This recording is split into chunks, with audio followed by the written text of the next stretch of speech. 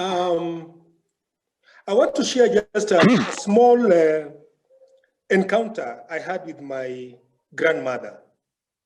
It's an encounter that inspires me to date. You know, my father's idea of, making me into a good citizen was that as soon as schools closed, and he knew I was very close to my grandparents, he would put me on a train. This was a long journey, almost like 17 hours, to Kisumu, and then you take the locomotive train, to Luanda. This locomotive train used to go up to Butere, but I drop off in Luanda. And my grandmother would pick me up from there. And so I spent a lot of time with my grandmother. But as an adolescent, you begin noticing certain patterns. So I would usually go to the village in April, August, and December. Now, because we have two rainy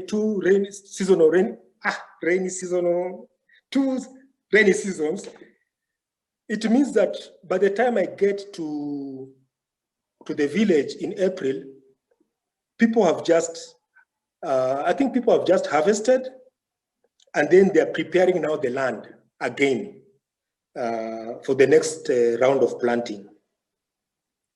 And it's tough work.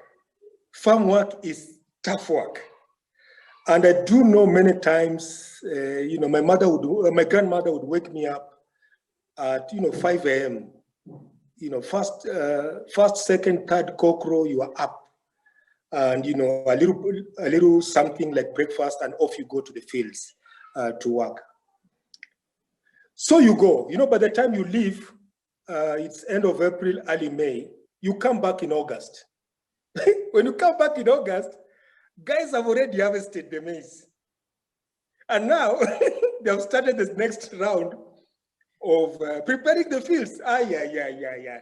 So me, I noticed there's something unfair here. Something unfair. So one time, my grandmother wakes me up early in the morning and says, let's go over. So we would cross a river. Our land is a game. We have a lot of valleys, interlocking valleys. So we would cross this river and then go up, and then we had a field on the other side of the valley. So that morning, as an adolescent, and mjuaji wa Nairobi, decided to find ways to avoid going to till the land.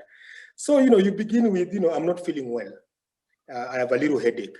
Oh, you have a little headache, my grandchild. So should go, pick something, maybe some herbs, come and rub and say, no, you'll be okay, let's go. An excuse here, it doesn't work. My grandmother would always have a solution. A little complaint there, she takes, a calabash and her basket, you have a banana there, you sit there, eat, and then take your djembe and just continue. But, you can imagine as a young person who lives in Nairobi, and, you come to Nairobi with your hands with blisters, and people make fun of you, when you go back to school. I thought, no, this needs to stop. Why don't I just confront my grandmother head on and say, look, I really don't feel like working. So we were in this farm tilling, and I remember that episode so clearly. So we are tilling the land, and then I give some excuse, and then, she encourages me. Then I say, Dana, in Doluo, you call your grandmother Dana. I said, Dana. So I'm translating here. I said, look, I work hard. I mean, I come here April, August, December. And when I come back here, what happens? You guys have already eaten the food, and I only find the dry maize, because those days we used to have like a dero, a storage where you put the dry maize. And by the way, nowadays in Luoland, there's no dero, no storage in the village. So I say I would only find the dry maize. And as adolescents, we love the fresh maize for roasting and so on. So I said, this is unfair.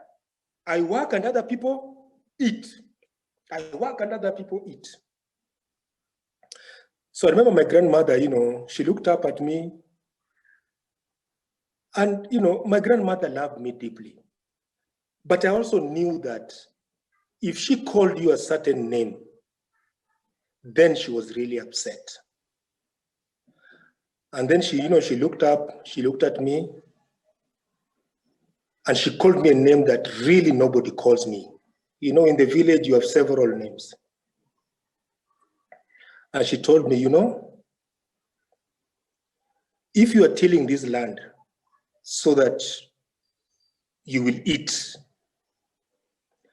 take your bag, take your water, whatever, calabash, gourd, go back home.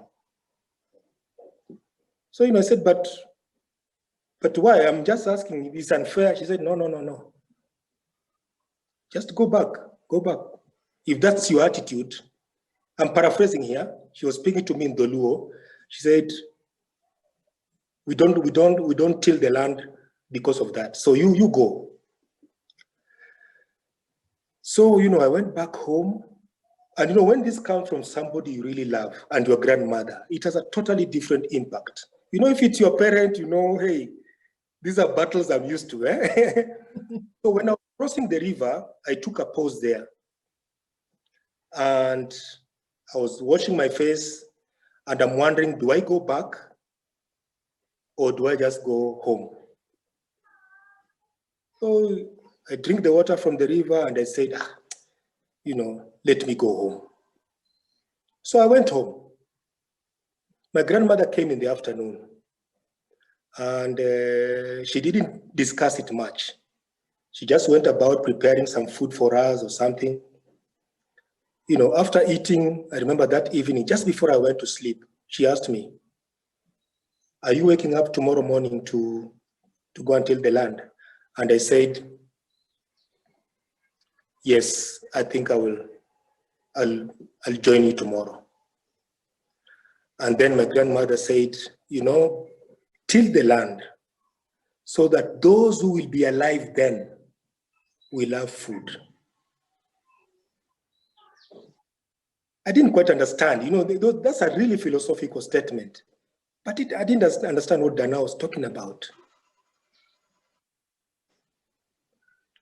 If you want to till the land so that you eat the next time you are here, don't come.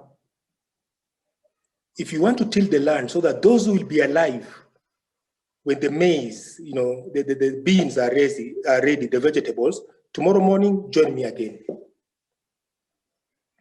And I joined my grandmother the following morning, begrudgingly, of course, but I did not quite understand.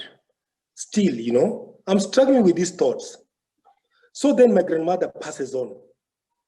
And when she passed on, I remember, because I like taking pictures, I had a camera that day.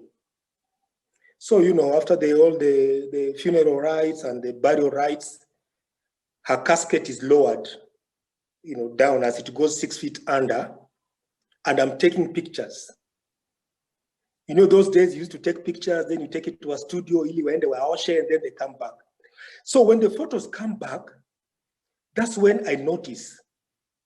I know this time, I'm at the university. That's when I noticed that as the casket was being lowered, we were burying her in a place where it was surrounded by maize stalks that she had planted.